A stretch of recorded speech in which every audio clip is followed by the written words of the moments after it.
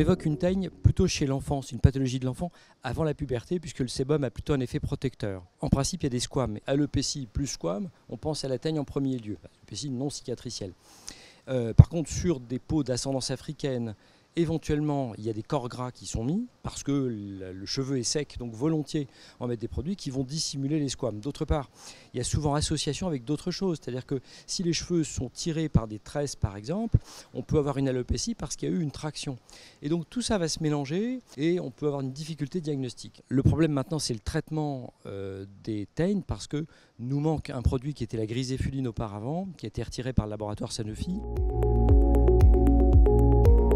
Un algorithme a été créé par l'association entre la Société française de dermatologie et la Société française de mycologie et la Société française de pédiatrie pour l'organisation en fonction du poids, en fonction de l'âge, en fonction de la suspicion du type de champignon, ce qui n'est pas simple parce que pour un dermatologue qui a un dermatoscope, il y a une sémiologie particulière et on peut évoquer si c'est plutôt trichophytique ou au contraire une microsporique, donc deux types de champignons. Et donc le traitement va dépendre de ça. Et donc sinon c'est un prélèvement mycologique et ce prélèvement mycologique, il faut plusieurs semaines pour avoir le résultat ou éventuellement par l'examen direct, mais rarement maintenant on peut l'obtenir.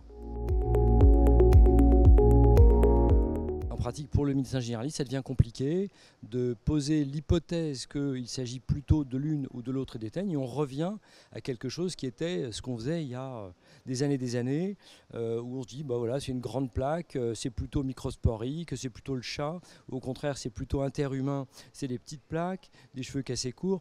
Donc on revient à une sémiologie d'avant. C'est deux molécules, terbinafine ou itraconazole.